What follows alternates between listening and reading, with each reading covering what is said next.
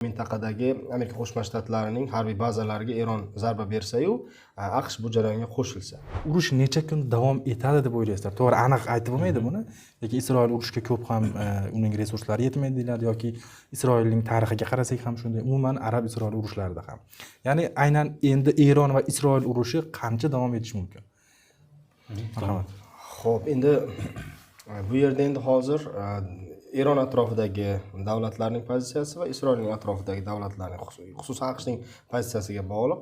Mana bugungi holat shundayki, mana Janubiy Sharqiy Osiyodagi Amerika Qo'shma Shtatlarining doimiy mavjud bo'lib turishini ta'minlovchi bir qator aviatashuvchilar hozir Yaqin Sharq mintaqasi, xususan Ko'rfazga yuborilgan. Bugun shu masala chiqdi va dunyoning boshqa joylarida patrulda bo'lgan bir qator harbiy kemalari Ko'rfaz hududlariga yuborilyapti. Bundan asosiy ko'zlangan maqsad ehtimoliy Eronga beriladigan zarbalar bo'lishi mumkin. AQShdan harakat qilyapti Isroil ushbu jarayonga qo'shilishini. Ya'ni tezroq AQSh bu jarayonga qo'shilsin, qanaqadir provokatsion holatlar bo'lishi uchun harakat qilyapti. Xususan o'sha mintaqadagi Amerika Qo'shma Shtatlarining harbiy bazalariga Eron zarba bersa-yu, AQSh bu jarayonga qo'shilsa. Shuning uchun ham butun dunyoga bir murojaat bilan chiqqan edi, go'yoki mana bir jabrdiyda sifatida mana bu bevositligini to'xtatish kerak edi. O'zi birinchi hujum qilib qo'zg'adi, lekin butun dunyoda meni himoya qilinglar, himoya qilmasa bo'lmaydi degan vaziyatda chiqdi. Tramp ham bu narsani aytdiki, Erondan bo'ladigan agarda AQSh o'zini himoya qila olmaydigan, Isroil o'zini himoya qila olmaydigan darajada bo'ladigan bo'lsa, AQSh qo'shiladi dedi va shunga tayyorgarlik ketayotgandik. Hozir aytib o'tdim, dunyoning bir qator hududlarida patrulda bo'lgan, hattoki AQSh uchun birinchi o'rinda bo'ladigan Janubiy Sharqiy Osiyodagi aviatashuvchilar ham bu yoqqa yo'naltirildi. Amerika Qo'shma Shtatlarining o'sha F-36 va eng o'sha 5-avlod samolyotlari ham unga safarbar qilinishi mumkin. Buni inkor etmayapti hech kim. Bu nima degani? Amerika Qo'shma Shtatlarining bunday samolyotlar Eron hududlariga kiradigan bo'lsa, bu juda ham katta oqibatlarga olib kelishi mumkin. Xususan, o'sha Isroilning kuchi yetmayotgan ayrim bir yer osti bazalar yoki o'sha uranni boyitadigan laboratoriyalarga ham yetib borishi mumkin bunday og'ir hujumlar. Bilamiz, F-36 va shunga o'xshagan 5-avlod samolyotlari, bular o'sha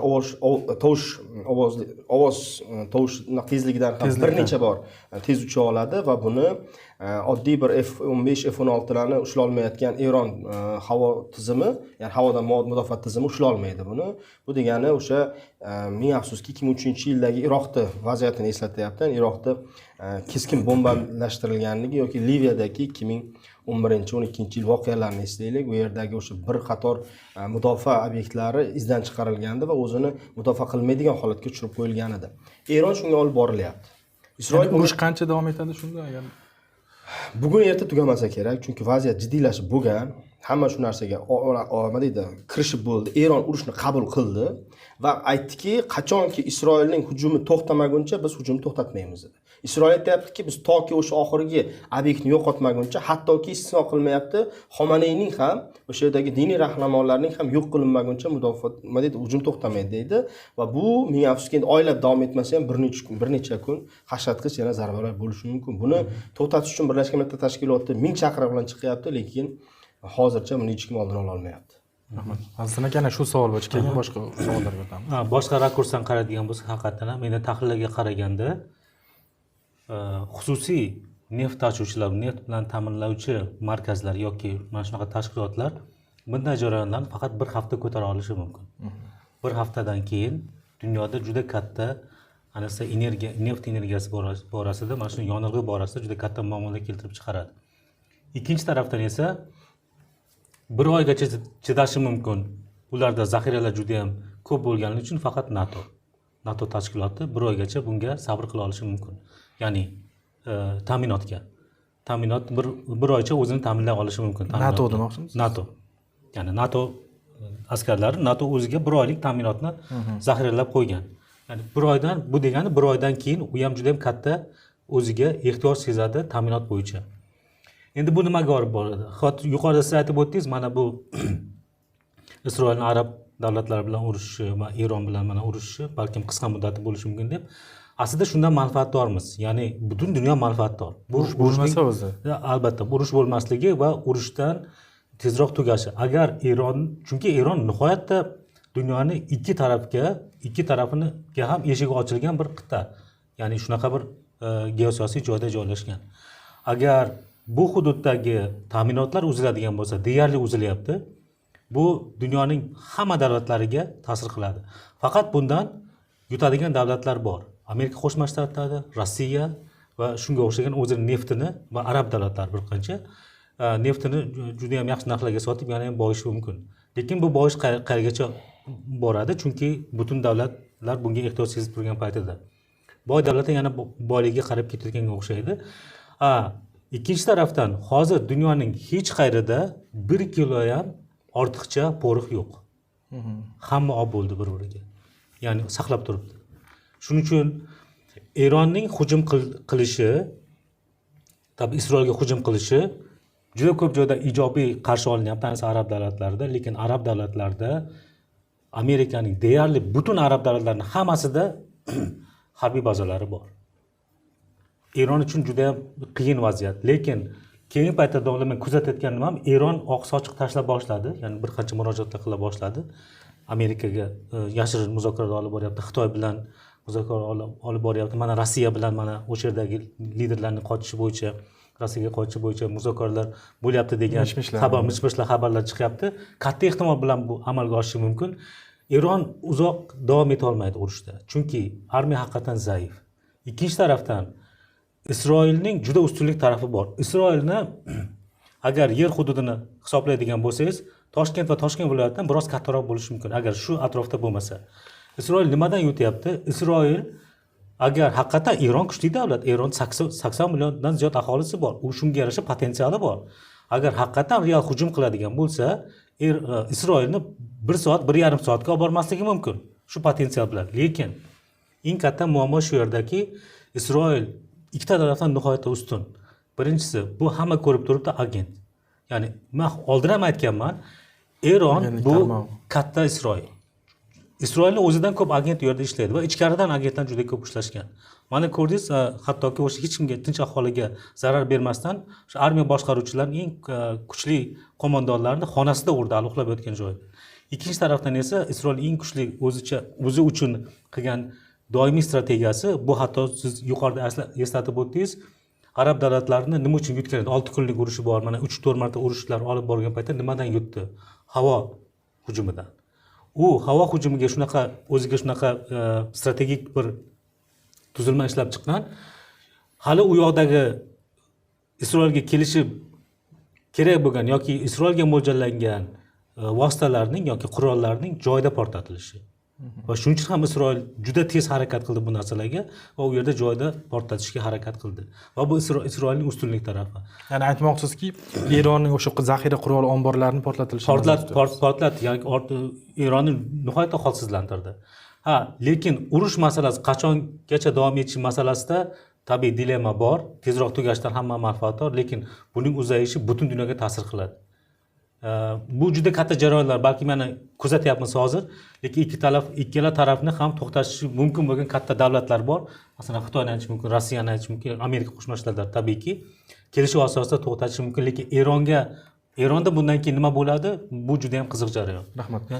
Taxmin qilish juda ham qiyin. Rahmat Farhod aka, mana aynan mana shu urush boshlangandan beri kuzatib fikrlaringizni bildirib kelyapsiz. Mana bugun endi urushning 4-kunida sizda ham baribir o'sha xulosalaringiz bor. Yo'qotishlar, umuman mana shu urushning 4-kuniga kelib o'z fikrlaringiz. Masalan, qaysidir tomonni endi to'g'ri qo'li baland kelyapti deyish qiyin, chunki ikkala tomon ham bu yerda zarbalar almashyapti, lekin yo'qotishlar borasida Eronda ko'proq haqiqatdan. Albatta. Mana shu tomonlar. Endi real holat ko'rib chiqildiki, texnologik nuqtai nazardan Isroil ancha oldinda ekan. Bu AQShning yordami bilan ham albatta. Eron ko'proq o'zining geosiyosatini yuritishda va mudofaasida proksi kuchlarga urg'u berdi oxirgi paytlar. Ko'p pul ishlatib qo'ydi. Masalan, o'sha Kisirga, o'sha Islom korpusi Islom inqilob qo'riqchilar korpusiga yoki bo'lmasam Iroqdagi bir qator proksi kuchlarga, Husiylarga, Hizbullohga va shunga o'xshagan bir qator proksi kuchlarga milliardlab pulni sarfladida o'zini aynan hududidagi harbiy tizimlarini takomillashtirmadi. Bu birgina birinchi kundagi hujumda ko'rinib qoldi-da. Misol uchun bitta ham tizimi ishlamadi.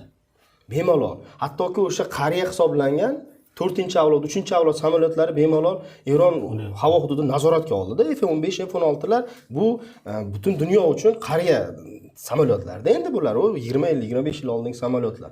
O'shalar kirib hozirgacha mana kecha bo'lgan hujumda ham asosan samolyotlardan hujum qilyapti Isroil. Demak, bu borada ancha ishlash kerak ekan. U o'sha nima deydi, yashirin kuchlarni qo'riqlash orqali yoki tiyib turish mexanizmlarini birinchi ko'proq ishlatmoqchi bo'ldi Eron. Ya'ni tiyib turish orqali o'sha yerda hududdagi proksi kuchlarni turli xil bosimlar orqali Isroilga yoki shunga unga teng bo'ladigan boshqa dushmanlarni bostirishga harakat qilmoqchi bo'ldi, lekin Isroil buni bosqichma-bosqich yemirib keldi.